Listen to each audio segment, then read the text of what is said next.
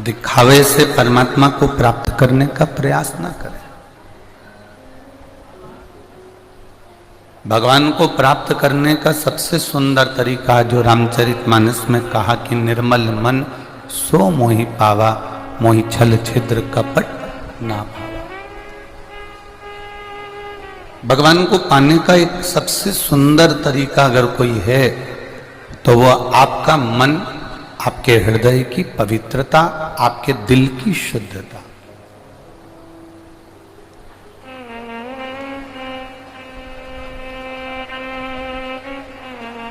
साबुन लगा लेने से या शरीर पर साबुन मल लेने से शरीर का मेल साफ हो सकता है, पर मन का मेल साबुन से कभी साफ नहीं।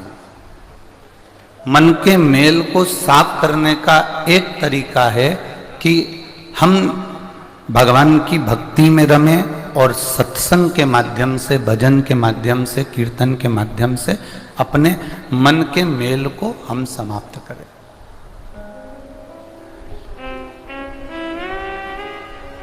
ये वो कहे मन बड़ा चंचल है, कैसे तेरा भजन करूं, जितना इसे समझाऊं उतना मत चलता है। आप इसे जितना संवारने का प्रयास करोगे, आप जितना इसको संवारने के लिए लेकर जाओगे, ये मन उतना विचलित होता चले जाएगा।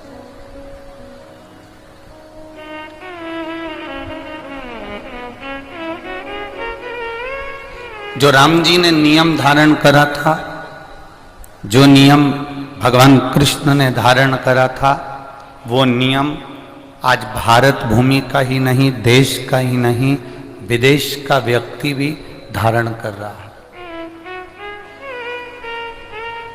राम जी का एक नियम बड़ा भारी था।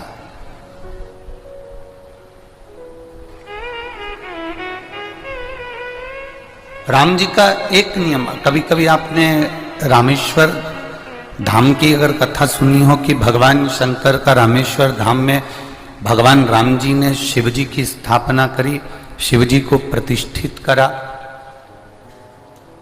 कभी आपने सुना हो, अपन कहते हैं कि समुद्र पार करना था, इसलिए राम जी ने शंकर भगवान की पूजन करी, अर्चना करी। पर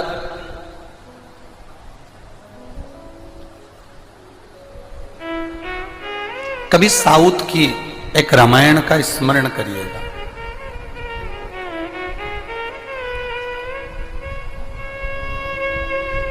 और साउथ की एक रामायण में, जिसके अंतर्गत कुंभन रामायण के अंतर्गत वर्णन किया कि राम जी का एक नियम बड़ा भारी था कि जब तक वो शंकर जी को जल नहीं चढ़ाते थे तब तक वो मुख में जल नहीं लेते थे। यह राम जी का नियम था। शिव जी को जल चढ़ाए बिना मेरे राम जी जल पीते नहीं थे। शंकर जी को जल चढ़ाए बिना मेरे राघव जी जल पीते नहीं थे। उनका जो नियम था वो बड़ा भारी था। जब समुद्र के किनारे पहुंच गए, समुद्र के तट पर पहुंच गए, तब राम जी को प्यास लगी तो राम जी ने लक्ष्मण जी से कहा, लखन, ए लखन। लखन बोले, जी भैया, बहुत प्यास लग रही है, पर समुद्र के तट पर तो खारा ही खारा पानी है, और ये समुद्र के तट पर जो खारा पानी है मैं पीऊं तो पीऊं कैसे? जाओ कहीं से मीठा जल, निर्मल जल मेरे लिए लेकर आओ।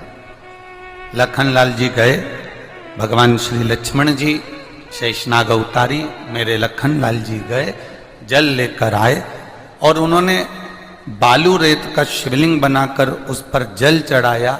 तब मेरे राम जी ने जल को पिया, तब मेरे राम जी ने जल का आचमन करा।